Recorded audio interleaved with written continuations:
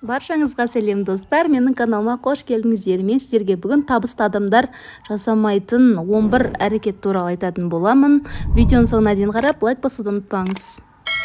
Біздің табысқа қол жеткізе алмауымыздың себебі бойымыздағы зиянды әдеттер немесе еңбекке қабілетсіздігімізден емес, ең бірінші уақыт тапшылығына байланысты. Уақыт әр адамның еншісіне бұйырған, әрі зая кетіре алмайтын жалғыз капитал. Табысты болу үшін күндіз-түні жұмыстан бас алмай еңбектенудің қажеті жоқ. Тек ақылмен еңбектене білсеңіз болғаны. Табысты адамдар бұл қағиданы білетіндіктен өмірінің әр минутын жемісін көруге тырысады. Бірден атқаруға болатын істі кейінге қалдырмаңыз. Ұстап жүрген телефоныңыздағы қоңырауды тоқтатып қоюға мүмкіндік беретін қызмет түрін білетін боларсыз. Тоқтатамыз да өзге шаруаларымызға ден қоямыз. Міне осы тәрізді әрекет маңызды істерден көрініс таппауы тиіс. Егер қандайда бір қатты оқу керек, немесе бірге қоңырау шалу керек, немесе кейбір қиындықтар шешімін табу қажет болса, сол мезетте-ақ атқарғаныңыз жөн. Тіпті болмаса, қол астыңыздағы қызметтерге тапсырыңыз, бірақ істі тежемеңіз, кейінге қалдырмаңыз. Ертеңгі жұмысқа бүгін дайындалыңыз.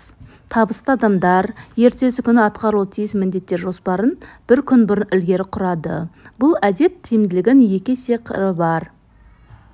Бүгінгі күніңізді ой елегінен өткізіп, өзіңізге есеп бересіз, әрі ертеңіңізде табысты боларын білесіз. Ең күрделі, жаныңызға жат істі бірінші ретке қолға алыңыз.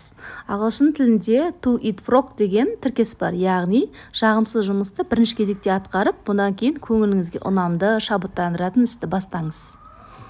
Шұғыл атқару тиіс міндеттермен күресе біліңіз. Әдетте шұғыл атқару тиіс істер болады, жүзеге асуын кедергі жасайтын болады. Табысты адамдар мұндай кедергілердің шешімін лезде табуға, не шетке сұруға, қызметкерлерге тапсыруға тырысады. Жиналыс уақытында жоспардан ауытқымаңыз. Ұзын соңар жиналыстарды қашанда уақытымен басым бөлігін алатын рас. Егер жиналыс ұйымдастыру қажеттілігі туындаса, алдын ала жоспар құрып, жоспарыңызға мығым болғаныңыз абзал. Керісінше жағдайда жиналыстың ұзаққа созылып кетуі мүмкін.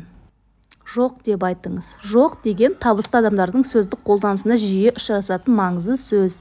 Көп деген адам нақты білмеймін, мен білмеймін деген сөздерді үнемі айтады. Егер сенімсіз болсаңыз, бірден бас тартқаныңыз жөн. Мысал үшін, поштаңызға тексеруге келген арнайы уақыт арнаңыз.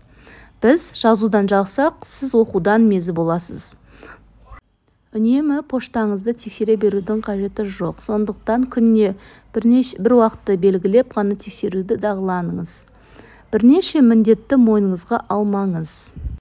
Көптеген зерттеу жұмыстарының нәтижесін көрсеткендей, бір уақытта бірнеше мәселені шешу ерекше болғанымен тиімсіз әдіс. Аз уақытта көп іс тындыруға ұмтылатын жандар осы әдіске жүгінеді. Ал шын мәнісінде қолға алған ісі көп, ал жүзеге асқаны саусақпен санарлық. Ойыңызға тыным беріп, миыңызды жұмыстан босатыңыз. Телефон номеріңізді тек сенімді адамыңызға беріп, шұғыл араласуға талап ететін жағдайларда ғана қоңырау шалуын сұраңыз. Миыңызды жұмыс жайлы ойдан босатып, тынықтыру ағымындағы мәселелерге жаңа қырынан қарауға мүмкіндік береді. Жұмысыңызды өзгеге тапсыра біліңіз. Табысты адамдардың көбі өзінен өзге де ақылды, дарынды адамдар бар екенін мойындай біледі. Сондықтан өзгелерге қалтқысыз сенуге үйреніп, өз ісіңізді табыстайыңыз. Технологияларды қолданыңыз. Жұмыс не сабақ кестесін күнтізбеге енгізу үшін уақыт жұмсаудың қажеті не?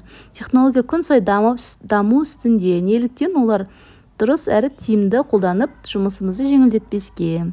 Аталған тақырып күні бүгін ғана көтерілген емес, қай заманда да адамдар көкейінде сансыз сауал туындатқан.